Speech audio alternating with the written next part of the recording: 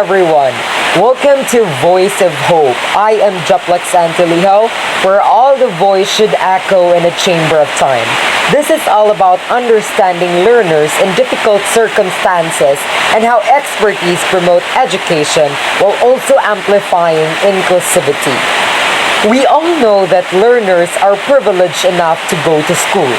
But education is indeed a right for every citizen here in the Philippines. Today, we are joined by experts who will help us understand challenges faced by students who live under special or difficult conditions. Let's start with Mr. Ram Lantong, an expert on rural education. How are you, sir? I'm all good, Jeff.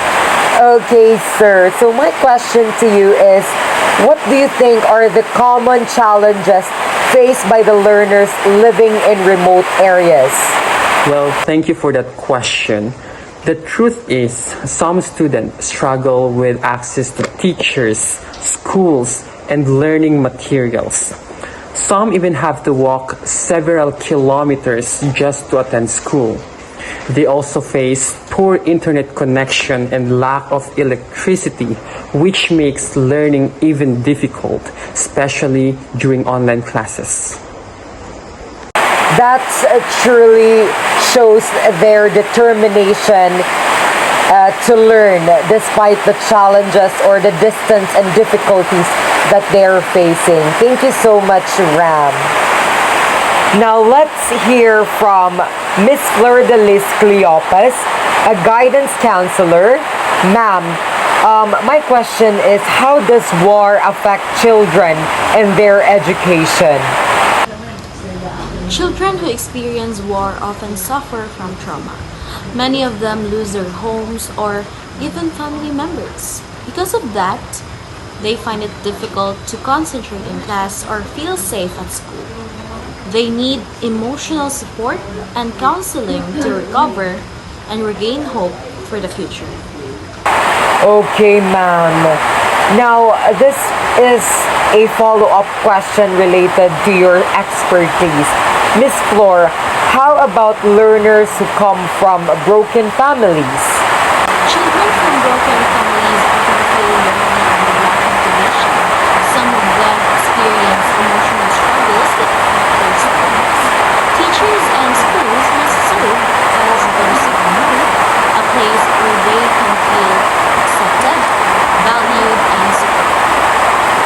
Thank you very much, ma'am. That is indeed a very truthful and fruitful as well. Thank you, ma'am. Now, we turn to Miss Isabel Gallo, a social worker. Ma'am, my question to you is, what can you say about the situation of street children or learners from poor families? These children usually juggle work and study just to survive. Some sell goods, clean cars, or beg on the streets because of poverty.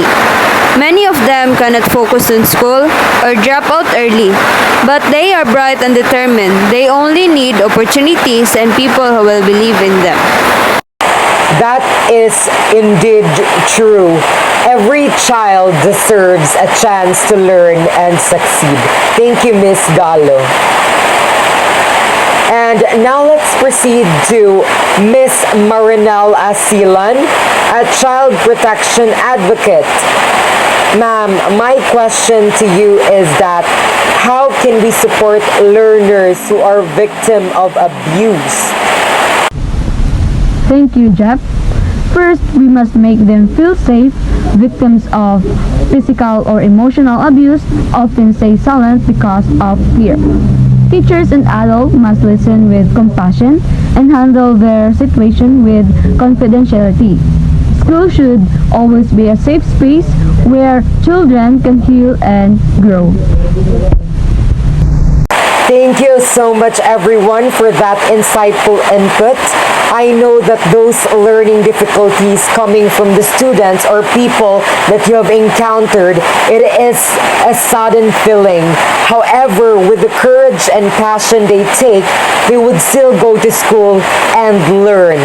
I know that in every area have a culture to remain, and they have received a discrimination from the other people. So I want to ask you that some difficulties faced by learners from the indigenous communities, or what are those challenges that they have been facing?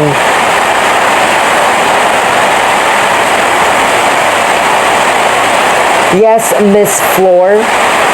Okay, many indigenous learners experience discrimination and lack of cultural representation in school materials. Sometimes lessons are in languages they cannot fully understand. Others live far from schools, making attendance a challenge. That's why we need to promote inclusive education, one that respects their language, culture, and traditions while giving them equal learning opportunities. That's really a wonderful point, ma'am.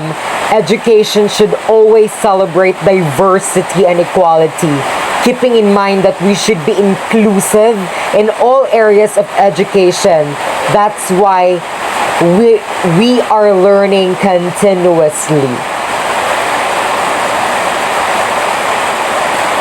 Now, thank you to all of our guests for sharing their insights and experience as an expertise. As we've learned today, every learner has a unique story, and it is our duty as educators and citizens to provide understanding, care, and support for every learner. This is Juplex Antolijo. If you have concern or voice that needs to echo in a chamber of time, just rest, because we are here, voices of hope, reminding everyone no learners should be left behind. Thank you and have a great day, everyone.